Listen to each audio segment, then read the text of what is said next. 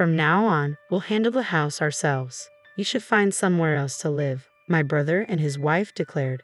It seemed like my mother was siding with them, treating me as though I were in the way. Did they not realize who had been covering the household expenses all this time? I was taken aback by their disrespect. A resolve began to form in my mind about what actions I would take next. I'm Carrie, a 30-year-old woman who's recently moved back into her parents' home. After graduating from college, I ventured into the workforce, only to find it far more challenging than I had anticipated, leaving me emotionally drained.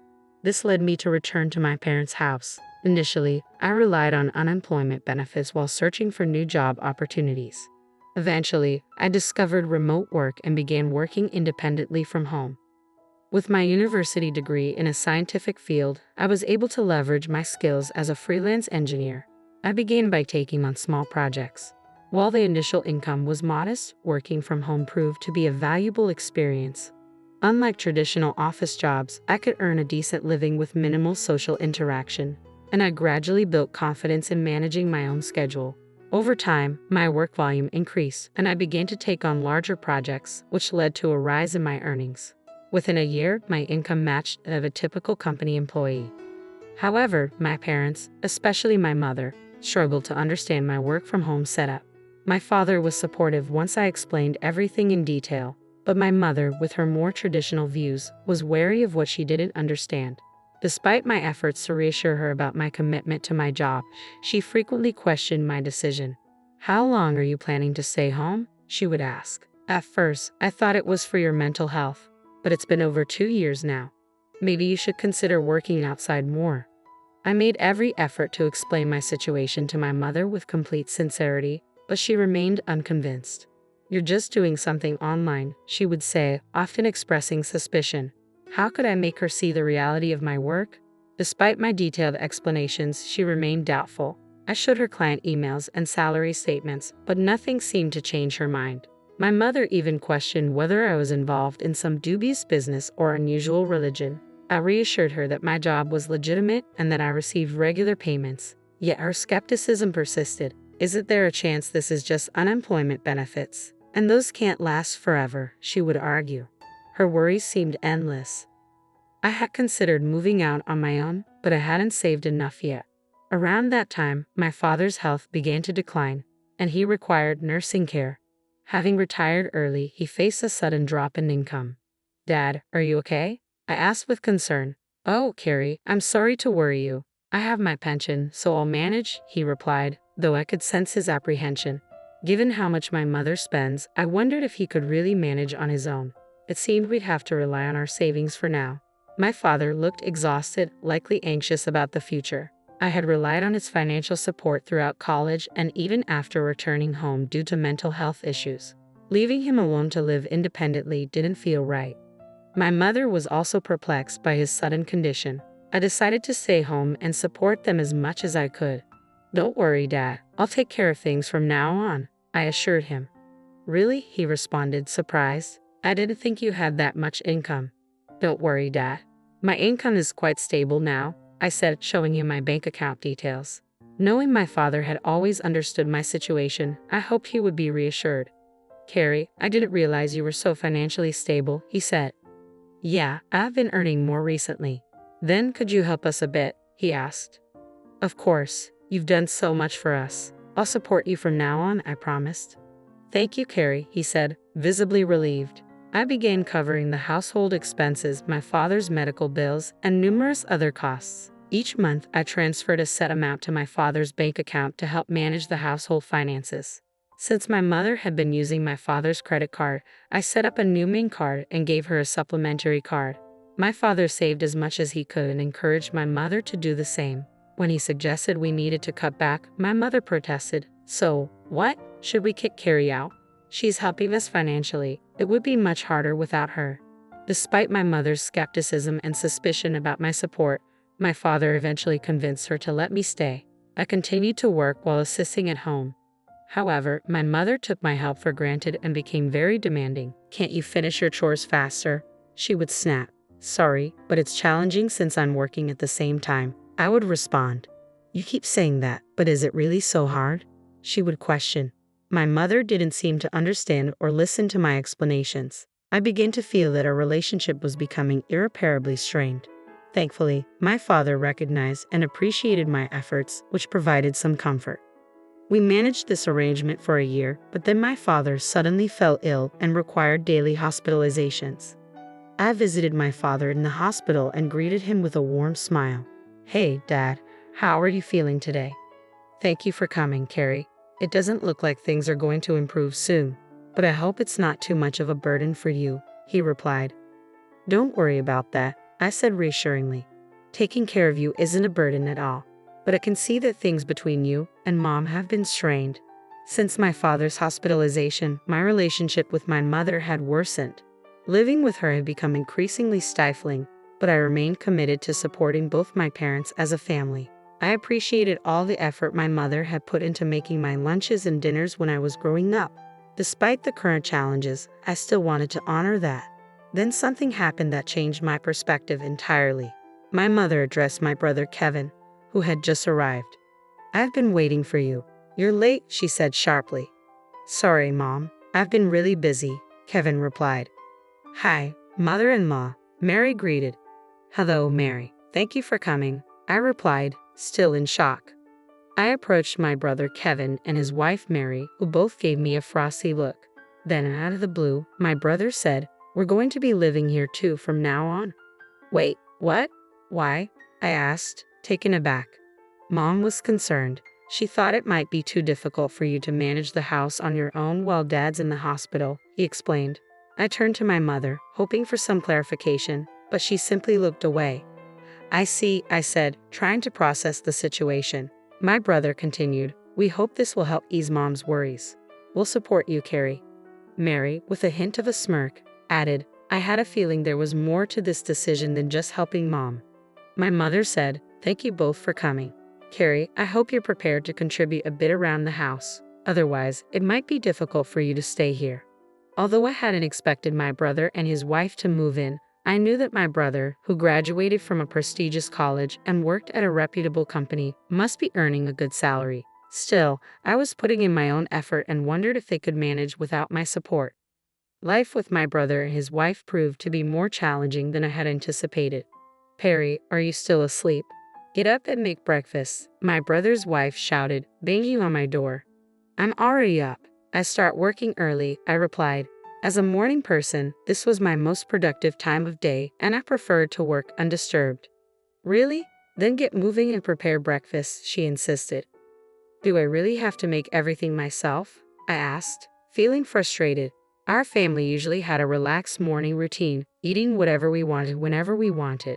My mother and my brother's wife were both home, so I assumed it would be normal for my sister-in-law to prepare breakfast for my brother. "We're living together now, so we need to cooperate," my sister-in-law replied.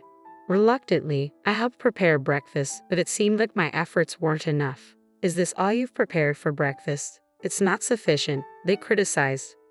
I had made a breakfast spread of soft scrambled eggs, a crisp lettuce salad, fresh buttered toast, and juicy sausage. I thought it was a decent meal, but clearly I missed the mark. "Well, if it's not to your liking, you don't have to eat it," I retorted. The three of them looked taken aback. "What's with that attitude? Who do you think you are?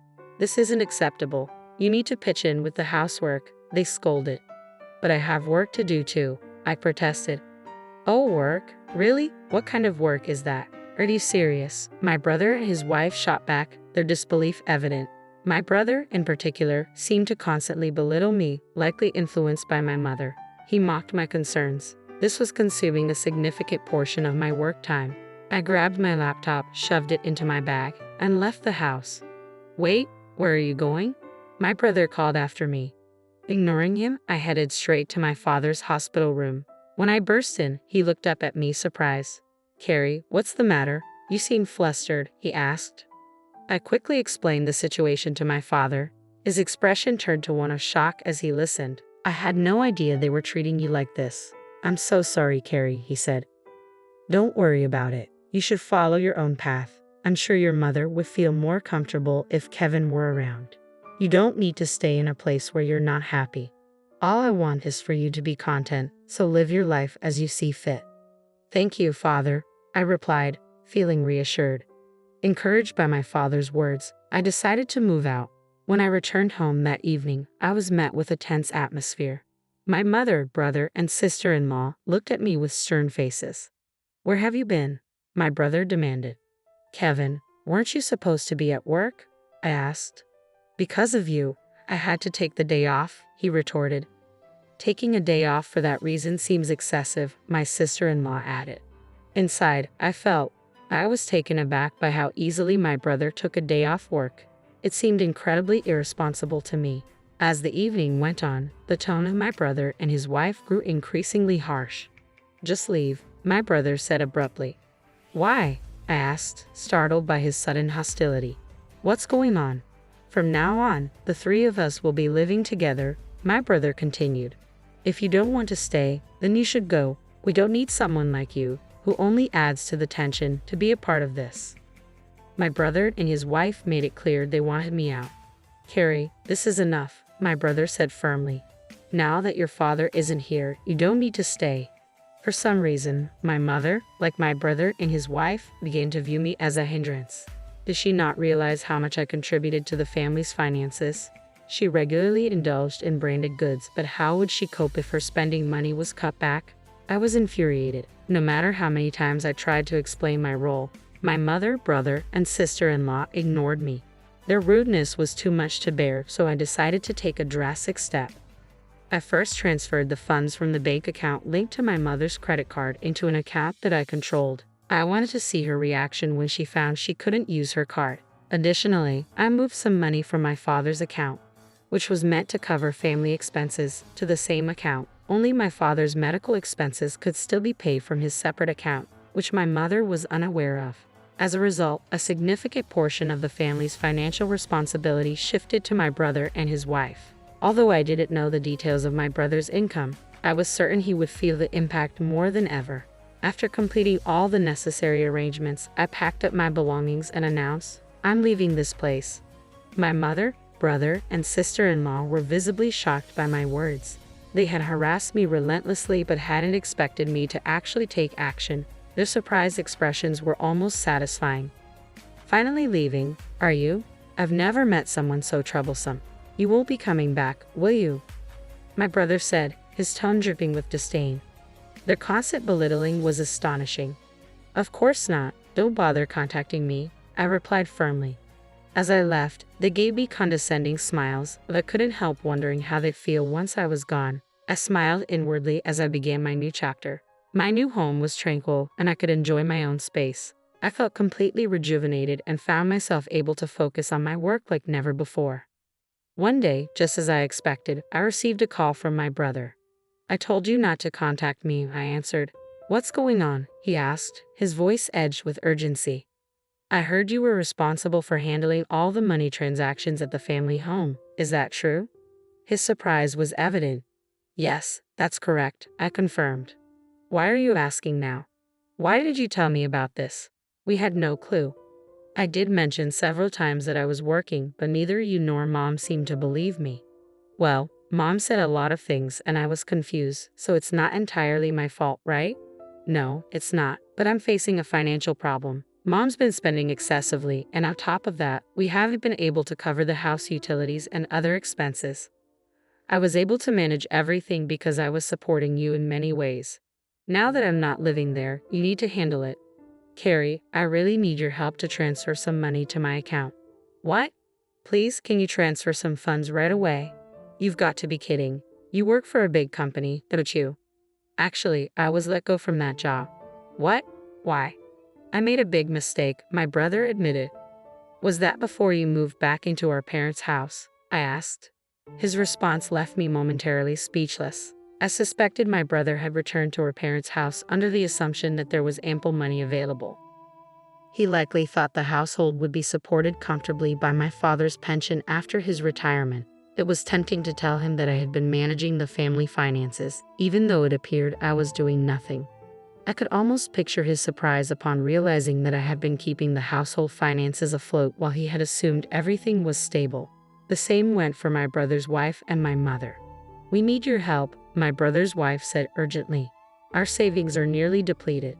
My mother said, "Your father is really upset about this. He says he won't contribute any more money to the household. We're in a terrible situation. You know what? I've done enough. You're all healthy, so you should work hard and support yourselves. I'll be cheering you on from afar." I heard a panicked voice on the other end of the line. "Think about your actions. I'm hanging up now, so don't call me again." But Carrie, wait. I then distanced myself from my brother, his wife, and my mother. My father also decided he could no longer continue living with my mother and sought legal advice. He moved to a different hospital and settled quietly in a new location. Fortunately, I was able to visit him every day. A friend updated me on my brother's recent situation. He had moved into a small apartment and seemed to be living on a tight budget. My mother, who had been a homemaker for years, was struggling with the demands of her new job. My brother, accustomed to his position as a college graduate, found it hard to take advice from younger colleagues, and his part-time job didn't last long. Among them, my brother's wife was the only one who worked diligently to support the family, but the pressure eventually proved too much for her, and she left. Now, my brother and mother are trying to manage together. Unfortunately, my mother's habit of overspending hasn't changed, and her debts are continuing to pile up. While I'm concerned about her, I can no longer assist her. I'm focused on thriving in my own comfortable living space, steadily increasing my income, and considering new ventures. I'm also making it a priority to visit my father daily and cherish our time together, hoping to see his cheerful smile more often.